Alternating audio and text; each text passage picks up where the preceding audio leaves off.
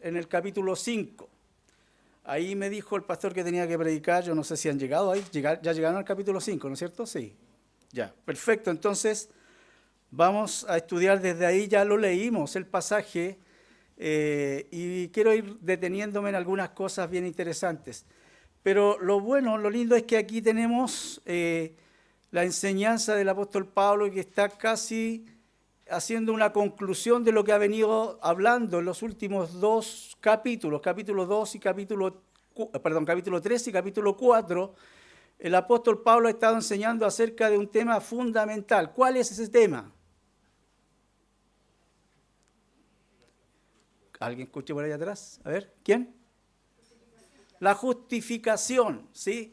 Es un tema trascendental, un tema súper importante para nosotros los hijos de Dios, y tenemos que entender bien qué es lo que el apóstol Pablo va enseñando. Pero desde antes él vino enseñando acerca de esta justificación y diciéndonos, ¿no es cierto?, que esta justificación es el medio por el cual Dios nos da, ¿no es cierto?, la posibilidad de ser vistos por Él mismo como justos, ¿sí? Dios nos ve como justos. ¿Qué significa esto en la práctica? Que desde ese instante, desde ese momento en nuestras vidas, Dios ya no nos ve como pecadores, como objetos de su ira, ¿sí? Porque en el capítulo 1 y capítulo 2, el apóstol Pablo habla acerca de cómo Dios ve al hombre y el pecado manifestado en el hombre. Y dice, ¿no es cierto?, en el capítulo 1, versículo 18, que la ira de Dios se revela contra los hombres injustos, contra los impíos.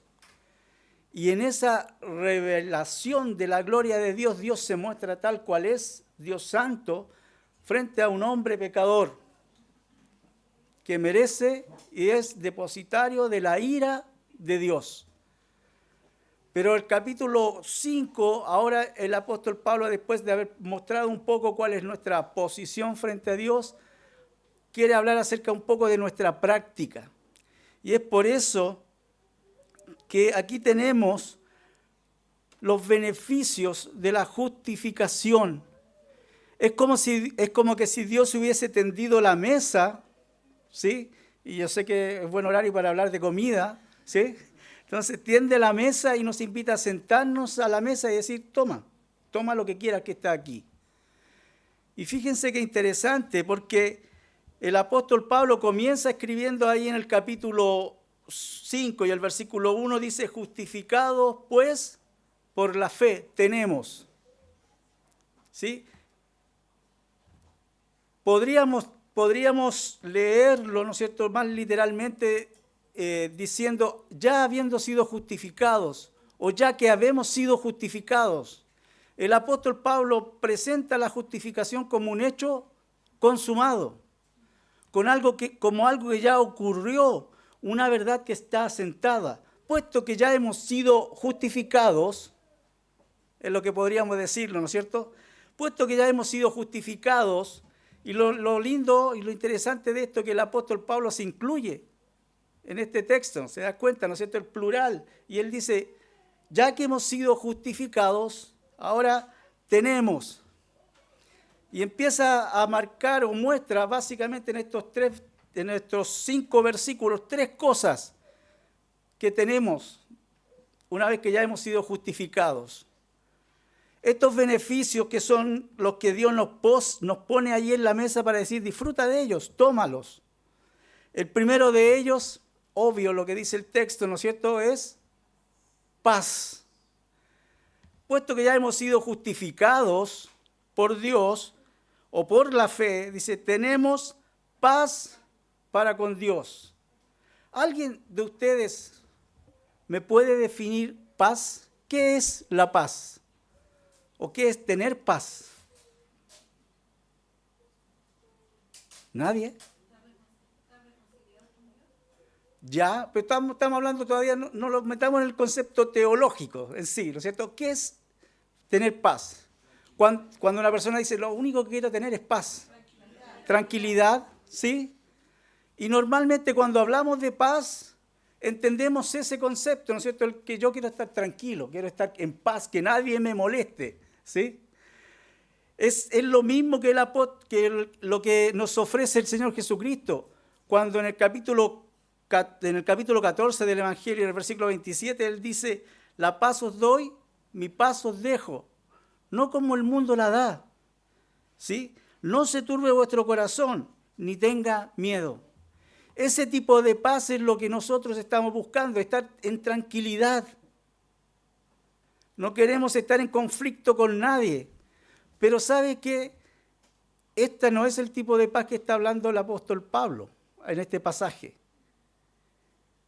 Porque él lo tenemos que contextualizar, ¿no es cierto? Poner en el contexto que está trayendo el apóstol Pablo, hablando acerca de la justificación. Cuando nosotros no estábamos justificados, ¿qué éramos? Éramos enemigos de Dios. Y la ira de Dios estaba sobre nuestras cabezas. Entonces, una vez que hemos sido justificados con Dios, el apóstol Pablo dice, tenemos paz para con Dios. El apóstol Pablo no habla acerca de la paz de Dios, sino que habla de la paz con Dios, que es diferente. La paz de Dios es esa que sobrepasa todo entendimiento, que nos da la tranquilidad. Pero Pablo está hablando en un sentido soteriológico. Está hablando en un sentido de la salvación. Y puesto que hemos sido justificados, ya tenemos la paz con Dios. Esa paz que el apóstol Pablo la entiende perfectamente porque la trae desde el concepto judío, ¿sí? La palabra judía o la palabra hebrea para paz, ¿cuál es? ¿Cuál es? ¿Saben o no? Exactamente, la palabra shalom. Y esa palabra shalom para un judío tiene un significado bien especial, porque sí incluye el concepto de bienestar, sí incluye el concepto de prosperidad, pero lo interesante es que incluye el concepto de salvación también. Y cuando Pablo pone este concepto en la mesa, ¿no es cierto? Y dice, justificados pues por la fe tenemos paz para con Dios, no solamente está hablando de la tranquilidad, no solamente está hablando acerca de la ausencia de este conflicto que tenemos con Dios, sino que está hablando acerca de nuestra salvación. Desde ese día, desde el día en que somos declarados justos, entramos en una armonía con Dios, una armonía tal que nos hace mirarlo y decir, Padre. Y ya no somos enemigos de Dios, sino que ahora somos parte de la familia de Dios. Esa paz con la cual Dios nos quiere bendecir y Dios quiere dejar de lado ese conflicto que tenía con nosotros, no se logra por ningún otro medio que no sea por Jesucristo. Fíjense que continúa diciendo el apóstol, dice, justificados pues por la fe, tenemos paz para con Dios por medio de Jesucristo. Por medio de nuestro Señor Jesucristo. Y fíjense, Cristo es el medio que Dios utiliza para que obtengamos la paz. Cuando hablamos de justificación, hablamos de este concepto, ¿no es cierto?, que es un concepto legal, ¿sí?, en el cual pone por sentado y pone por absoluto este hecho, ¿sí?, hemos obtenido la paz. Ya no somos enemigos de Dios, pero esto no por nosotros, no por nuestros medios, sino por medio del Señor Jesucristo. Él es el que logra la paz. Él es el que trae la paz al creyente. Él, y a través solamente de Él, es que nosotros obtenemos el perdón de nuestros pecados.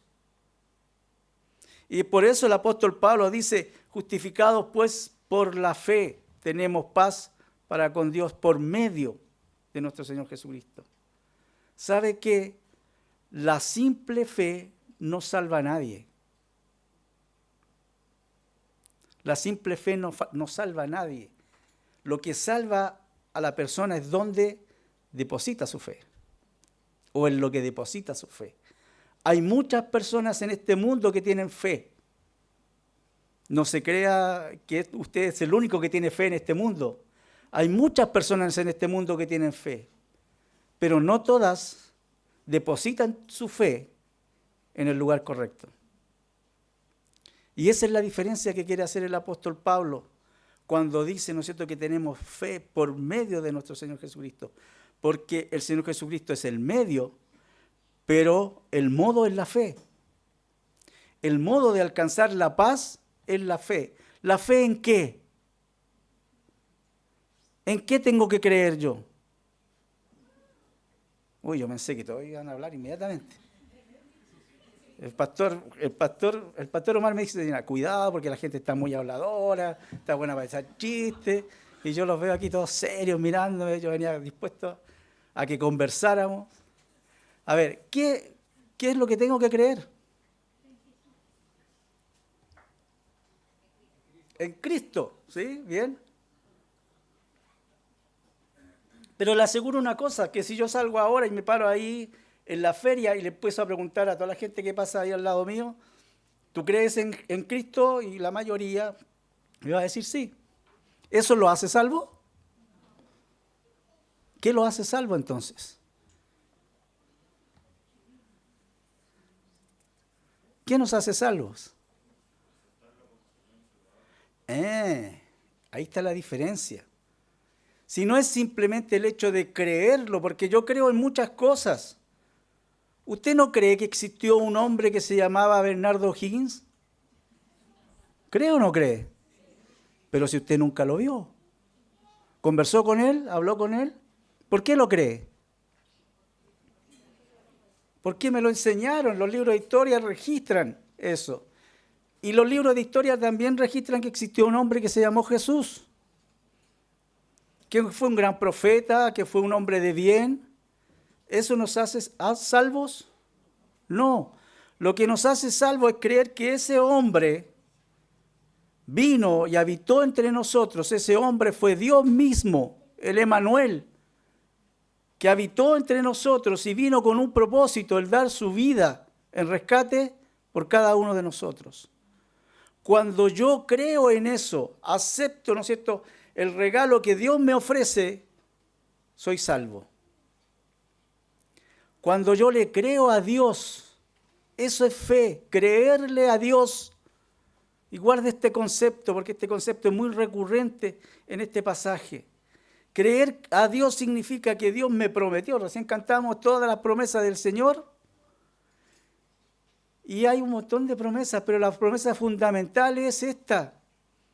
Cree en el Señor Jesucristo y serás salvo. Cuando Dios me ofrece eso y me promete eso y yo le creo, estoy ejerciendo fe. Estoy ejerciendo fe. Y por eso el apóstol Pablo dice, ¿no es cierto?, nosotros el modo de alcanzar la paz con Dios es la fe, pero el medio es Cristo. Si Cristo no estuviese en medio de esto, si Cristo no fuese el instrumento, no habría salvación, aunque nosotros ejerciésemos toda la fe del mundo. Es lo que dice Pablo escribiendo a los Corintios. Si yo tuviese toda la fe de tal forma que moviese los montes y no tengo amor, ¿qué dice? Nada soy, no sirve. La fe por sí sola no sirve para declararnos justos, para obtener la justicia de Dios. Y es por eso que el apóstol Pablo pone ahí sobre la mesa, ¿no es cierto? Dios pone sobre la mesa, ya que fuiste justificado, disfruta de esa paz. Porque no es solamente la paz soteriológica, como les dije delante, ¿no es cierto?, respecto a la salvación, sino que es esa armonía de comunión con Dios. Una vez que Dios se convierte en mi Padre, mi relación con Dios cambia absolutamente. Porque ya no lo veo, primero que nada, como mi enemigo, sino que ahora yo soy parte de su familia. Fíjate qué interesante, cómo Dios cambia drásticamente la relación. Pero no solamente tenemos paz para con Dios, sino que el apóstol continúa diciendo, por quien también tenemos, ¿qué? Entrada por la fe a esa gracia en la cual estamos firmes. Fíjense, la justicia de Dios no solamente nos permite tener la paz con Dios, sino que la justicia o la justificación nos permite también tener entrada a la gracia. Entrada a la gracia. Tenemos paz con Dios, pero también tenemos una puerta abierta. Una puerta abierta de par en par. Cuando una persona es enemigo, o es mi enemigo, o se declara mi enemigo, obviamente que si yo lo veo venir, ¿qué hago? Cierro la puerta y empiezo a ponerle todas las trabas, ¿no es cierto?, los candados, todo lo que pueda detener la entrada de mi enemigo, porque mi enemigo no va a querer el bien para mí.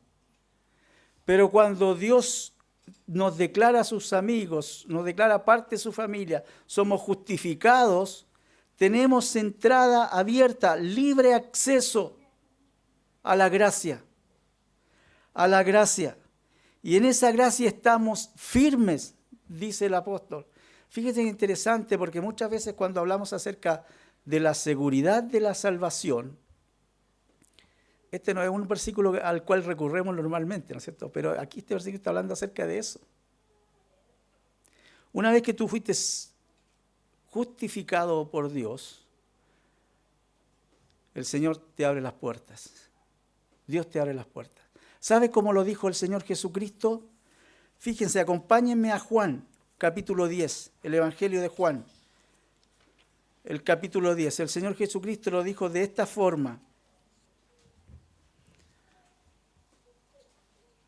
Juan capítulo 10 y el versículo 9. El Señor dice, yo soy la puerta, el que por mí entrare será salvo, y entrará y saldrá y hallará pastos. Yo soy la puerta, el que por mí entrare será salvo, será salvo. El Señor Jesucristo se presenta, ese pasaje es bien interesante, ¿no es cierto? Él se presenta como el buen pastor, pero también se presenta como la puerta. La puerta tiene dos funciones fundamentales, ¿no es cierto? De tener el acceso libre de la gente, pero también cuando la puerta está abierta, ¿qué significa? Que las personas que vienen pueden entrar, son bienvenidos. Son bienvenidos. Y el Señor dice, por la justificación es que tenemos también entrada por la fe. Y fíjate, nuevamente este mismo concepto, ¿no es cierto? Por la fe tenemos entrada a esta gracia en la cual estamos firmes. Esta permanencia de nosotros en la fe nos invita a entrar a la gracia. Ahora, fíjense que el apóstol Pablo utiliza palabras bien definidas aquí. Cuando él habla de que estamos firmes en esta gracia, él está diciendo que estamos de pie, bien parados, bien detenidos. Perdonen, pero no puedo evitarlo, después lo editan cuando lo pongan así, pero tengo que ponerme acá al frente, voy a salir del rango. ¿Eh? Ya vuelvo, esperen. Tiene que estar con los pies semiabiertos, detenido, fuerte, esperando el embate del enemigo. Eso es estar firme. O también la posición militar, ¿no es cierto? Cuando dicen firme. Y eso es lo que está diciendo el apóstol Pablo. Cuando estamos en esa gracia, estamos firmes y nadie ni nada nos puede mover de ahí. Después, más adelante, en el mismo libro, en el capítulo 8, el apóstol Pablo aborda de nuevo este tema y él dice, estoy seguro. ¿Que qué? Yo pensé que se sabían ese versículo. ¿No se lo saben? Estoy seguro que ni la vida, ni ángeles, ni potestades, ni nada de lo creado nos podrá separar ¿de qué? Del amor de Dios Si se lo sabían, ¿ves? Es cuestión de... Y el apóstol Pablo dice, estoy seguro que nada me puede sacar, me puede mover del amor de Dios. Y eso es lo que está diciendo aquí, la justicia, la justificación de Dios nos lleva a ese punto, al decir, estoy seguro. Nada ni nadie me puede sacar de la gracia. Nada ni nadie te puede sacar de la gracia. Nadie se cae de la gracia. Nadie cae de la gracia. Una vez que estás en la gracia, eres salvo para siempre, eternamente y para siempre. Y nada de lo que hagas incluso te puede sacar de esa gracia. ¿No es seguridad absoluta? ¿No es seguridad absoluta? Nada ni nadie nos puede sacar. En esa gracia estamos firmes. Estamos firmes. Tenemos no solamente la paz de Dios, no solamente esta puerta abierta, pero también tenemos, dice el apóstol Pablo, plenitud de gozo. Plenitud de gozo. Fíjense que lo que continúa diciendo en el versículo 2. Dice, porque también tenemos entrada por la fe a esta gracia en la cual estamos firmes y nos gloriamos en la esperanza de la gloria de Dios. Y nos gloriamos en la esperanza de la gloria de Dios. Esa palabra que aparece ahí, gloriarse, es, ¿no es cierto?, exaltarse, es estar súper feliz, súper contento con lo que Dios está haciendo. Nos gloriamos, ¿en qué? Nos gloriamos en la esperanza de la gloria de Dios. Ahora, el apóstol Pablo le encanta hablar en triadas. ¿Qué significa triadas? Tres conceptos. Siempre utiliza estos. Y hay tres conceptos que para el apóstol Pablo son como los favoritos. Usted los puede ver en cada uno de sus escritos. En algún momento aparecen. Fe, esperanza y amor. Y en este pasaje aparecen fe, esperanza y amor. Los versículos 1 y 2, ¿no es cierto?, hablan acerca de esta fe.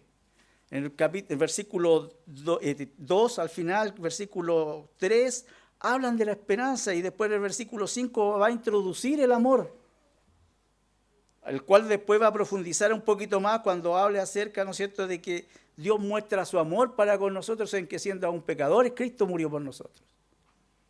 Ahí está, la triada, ¿sí? Y ahora aborda este concepto, el concepto de la esperanza. La esperanza, ¿qué es esperanza? Uy, esa es una palabra difícil de definir, ¿no? ¿No le ha pasado a usted que cuando quiere definir una palabra normalmente termina dando sinónimos y no haciendo una definición? Esas son las palabras difíciles de definir. Pero esperanza es poner mi anhelo en lo porvenir. ¿Sí? En lo porvenir. Ahora, fíjense qué interesante es esto. Porque lo que quiere hacer el apóstol Pablo es decir, sí, tenemos gozo en la esperanza. Y sabemos que esta esperanza se va a materializar en el futuro. ¿Sí?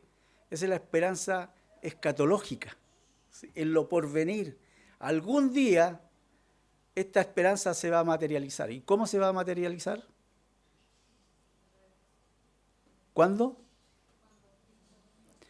Exacto, cuando el Señor venga por nosotros. Ahí esta esperanza se va a materializar. Pero mientras tanto estamos esperando. Ahora, ¿sabe qué es lo que muestra la palabra de Dios y lo que muestra el apóstol Pablo? Es que esta esperanza es hoy.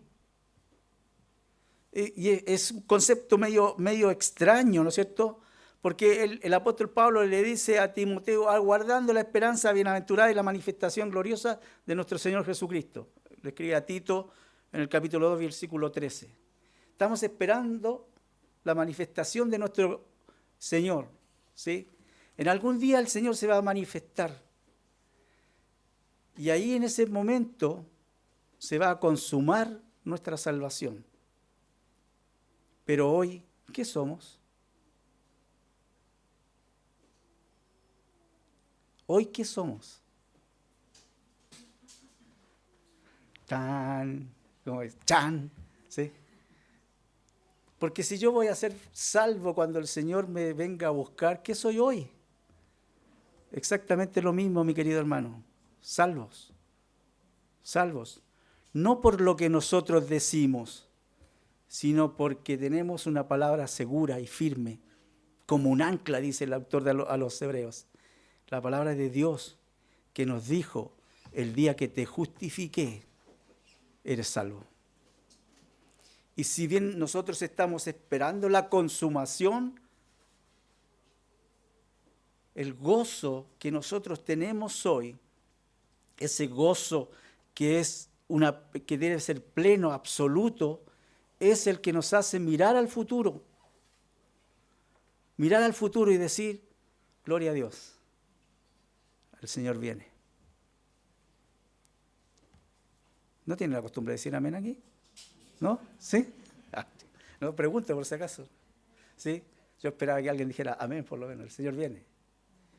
Pero fíjense, dice, y no solo esto, versículo 3, sino que también nos gloriamos en las tribulaciones. Aquí se pone más extraño el tema. ¿Sí? Porque es fácil tener gozo pensando en la gloria venidera, ¿no es cierto? Es fácil tener gozo pensando, algún día estaré con el Señor por la eternidad. Pero gozo en las tribulaciones. Ups. ¿Sí? Dice, y no solo esto, sino que también nos gloriamos en las tribulaciones, las dificultades que aparecen en este mundo. Porque recuerden, el Señor prometió, lo dijo, en el mundo tendréis aflicción. Andan algunos prometiendo por ahí, ¿no es cierto?, y predicando que Dios no quiere que nosotros suframos. Yo no lo veo eso en la Biblia. ¿Sí? Dios utiliza las tribulaciones, Dios usa los sufrimientos, como tenemos el ejemplo en la vida del mismo apóstol. ¿Sí?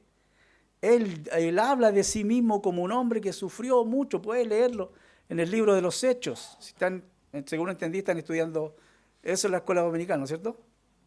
Va a ver después, cuando aparece la figura del apóstol Pablo y cómo él va predicando y lo sacan a patadas de las ciudades.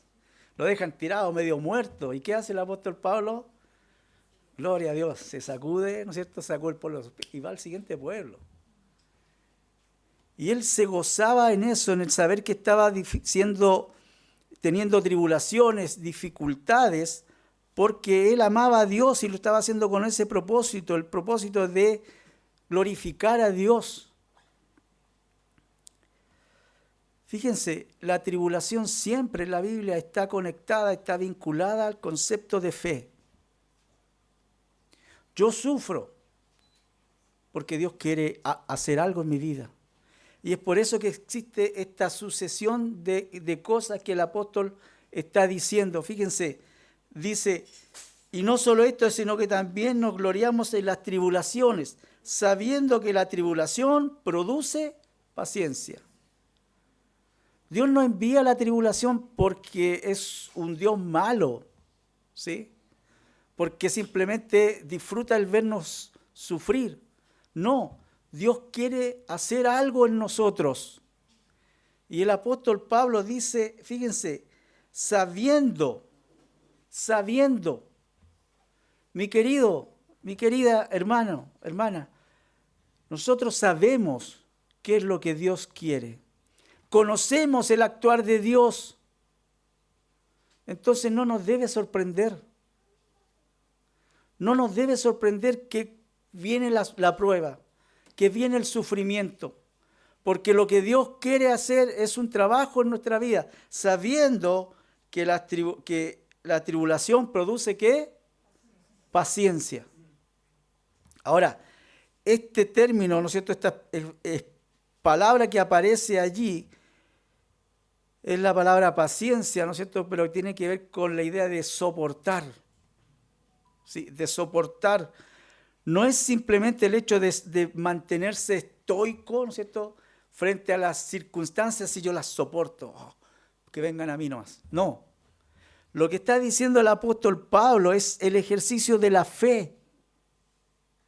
Poner en práctica mi fe significa, ¿no es cierto?, yo tengo paciencia. Recuerde que lo que está hablando el apóstol Pablo aquí es de las circunstancias, las tribulaciones, las pruebas, ¿sí? El apóstol Pablo usa dos palabras, en el original hay dos palabras para paciencia. Una es la palabra hupomone, que es la palabra soportar, y tiene que ver con las circunstancias, es la palabra que utiliza Pablo aquí. La otra es la palabra macrotumia, que tiene que ver con el soportar. Por favor, míreme al frente, no mire al lado, al que está a mi alrededor, ¿sí? Y tiene que ver con las personas. El soportarnos el uno al otro, eso es macrotumia. Pero el apóstol Pablo aquí está usando la palabra hupomone, que tiene que ver con soportar, con ser perseverante en las circunstancias.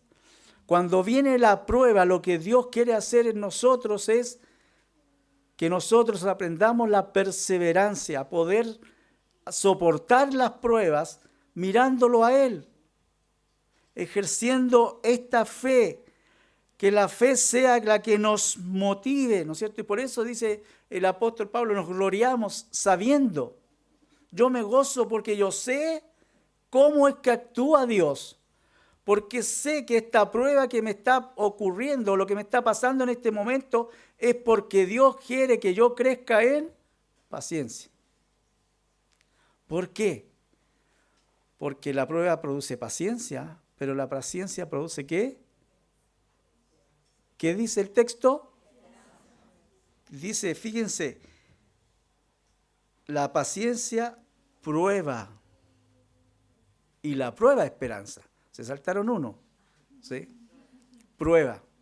Y ahí la palabra prueba tiene que ver con el carácter. No tiene que nosotros de repente mezclamos, ¿no es cierto? Usamos la misma palabra que estamos pasando una tribulación, una prueba, ¿sí? Y aquí lo que el apóstol Pablo está queriendo decir es que la paciencia produce un carácter aprobado. Alguien que pasa por la tribulación, ejerce paciencia, va a tener un carácter aprobado. Fíjense, hay un autor de la Biblia que lo dijo de esta forma. Yo sé que inmediatamente van a saber de quién estoy hablando. Hermanos míos, tened por sumo gozo cuando os halléis en diversas pruebas, tribulaciones, sabiendo que la prueba de vuestra fe produce paciencia, hupomone. Mas tenga la paciencia su obra completa, para que seáis perfectos y cabales, sin que os falte cosa alguna. Prueba. ¿Quién escribió eso? Santiago. Muy bien. Ahí ya me hicieron pasar el susto, ¿sí? Santiago. Fíjense, Santiago dice exactamente lo mismo que dice Pablo, ¿sí? Santiago no copió a Pablo, ojo, ¿sí? Podría ser al revés, cronológicamente hablando, porque Santiago escribió antes que Pablo, ¿sí? Pero fíjense, dice exactamente lo mismo. ¿Qué es lo que Dios quiere hacer? Lo que Dios quiere hacer es ponerlos en diversas pruebas. Y esa palabra diversas que usa ahí Santiago tiene que ver con la palabra crisol, ¿cierto? Cuando tú ves los múltiples colores, múltiple variedad de pruebas. Dios no nos prueba a todos de la misma forma, porque Dios es un Dios personal, trata conmigo en forma personal. Y las pruebas que Dios aplica a mi vida no van a ser las mismas que aplica a la vida de usted, ¿sí? Porque quizás lo que es para mí una prueba, para usted no es una prueba. Pero Dios quiere lograr o tener el mismo objetivo. ¿Cuál es ese objetivo? Un carácter aprobado.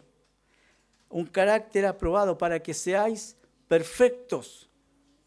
Y recuerden, ¿no es cierto?, que esta palabra perfecto no quiere decir una persona que no peca, sino que tiene que ver con madurez. Madurez espiritual. Y lo que Dios quiere es que nosotros avancemos a la madurez espiritual para que seamos perfectos y cabales. Y cabales, personas de una sola línea, que no haya diversidad de pensamientos en nosotros, que seamos maduros de un solo pensamiento. Y por eso dice, sin que os falte cosa alguna. Hay una progresión. Hay una progresión. Fíjense qué maravilloso, porque pensamos, ¿no es cierto?, ahora volviendo a la carta de los romanos, el Dios, el Señor, hace un trabajo tan maravilloso en nuestras vidas, nos trae a la vida, porque estábamos muertos en nuestros delitos y pecados, ¿no es cierto? A través de la sangre y del sacrificio de Cristo nos declara justos. Y en esa justicia quiere que nosotros avancemos. La historia no termina ahí, mi querido. La historia no termina con nuestra salvación. La historia comienza con nuestra salvación. Y Dios siempre quiere que nosotros avancemos. Siempre lo que Dios está buscando en nosotros es nuestra madurez. Dios nos pone en la prueba.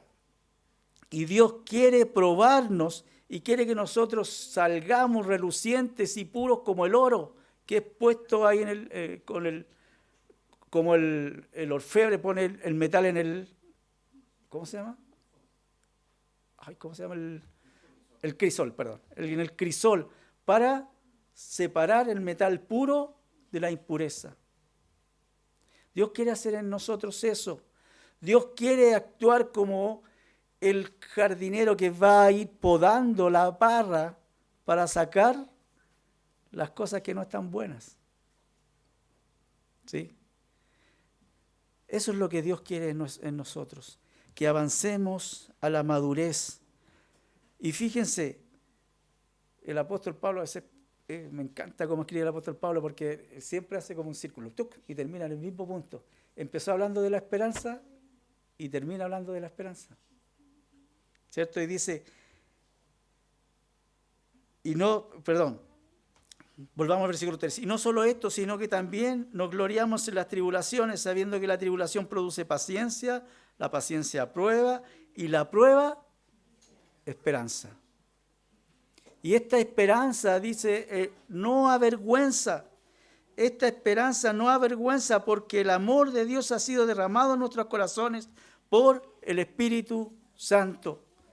Sí, mis queridos, lo que el apóstol Pablo quiere hacer es darnos la seguridad de que hemos sido justificados, somos salvos, la mesa está puesta, ahí está la paz, ahí Dios abre las puertas para que tengamos libre acceso a su presencia, ¿no es cierto? Y tenemos también esta posibilidad de poder tener plenitud de gozo, aun cuando las circunstancias nos muestren lo contrario. Pero el gozo, mi querido, no es circunstancial. El gozo es interno. Y el gozo es un fruto ¿de qué? Del Espíritu. Y el apóstol Pablo termina hablando del Espíritu. Ojo que esta es la primera vez que el apóstol menciona la palabra Espíritu Santo, o menciona al Espíritu Santo en la carta a los romanos, la primera vez. Y él habla acerca de esto, ¿no es cierto?, diciendo que esta esperanza no avergüenza, porque el amor de Dios fue derramado en nuestros corazones. Y después va a explicar cómo ocurrió esto. Y después va a decir, ¿no es cierto?, que Dios nos amó de tal forma que envió a su Hijo Jesucristo. Y que Cristo murió por nosotros a pesar de lo que nosotros éramos. Dios depositó todo su amor en nosotros. Y es por eso que esta esperanza no es contradictoria, no nos produce vergüenza, sino que al contrario, nos produce gozo. Y para que esto sea más potente todavía en nuestros corazones, en nuestras vidas, Dios nos dio al Espíritu como señal, como garantía de que Él sí es quien actúa en nuestros corazones. Escribiendo a los Efesios, Pablo dice del Espíritu Santo que es las arras de nuestra salvación. Y esa palabra arras significa, estaba tratando de simplificar el significado y traerlo a la actualidad. Es cuando nosotros vamos a hacer una compra grande, ¿qué es lo que nos piden? Un adelante, un pie, ¿cierto? Y eso es, Dios nos dio un pie. para que nosotros tengamos plena seguridad de que esa esperanza se va a consumar. ¿Y cuál es ese pie? El Espíritu Santo habitando en nuestros corazones. Esa esperanza no avergüenza porque es real. Esa esperanza no avergüenza porque Dios lo prometió. Y si yo tengo fe, yo le creo a Dios. Ahí está la mesa servida, mi querido. ¿Tú eres un hijo de Dios? Ahí está la paz, ahí está la presencia de Dios a la cual podemos entrar libremente. Ahí está el gozo pleno. Oremos. Padre Celestial, te honramos, Señor, y te alabamos. Gracias, Señor, porque esa salvación tan maravillosa que tenemos, de la cual, Señor, nos podemos gloriar, de la cual podemos tener plenitud de gozo, no ha nacido en nuestro corazón, sino que ha nacido en tu corazón. Tú eres el autor y el consumador de nuestra fe. Pero no solo eso, sino que también nos animas a seguir adelante, a avanzar a la madurez. Y ser maduro, Señor, significa vivir de acuerdo a lo que tu palabra es, a lo que tu palabra pide, a lo que tu palabra nos alienta a hacer. No simplemente decir lo que somos, sino actuar según lo que somos. Te honramos y te alabamos, y lo hacemos en los méritos de nuestro Salvador, el Señor Jesucristo. Amén. Que el Señor les bendiga, hermanos.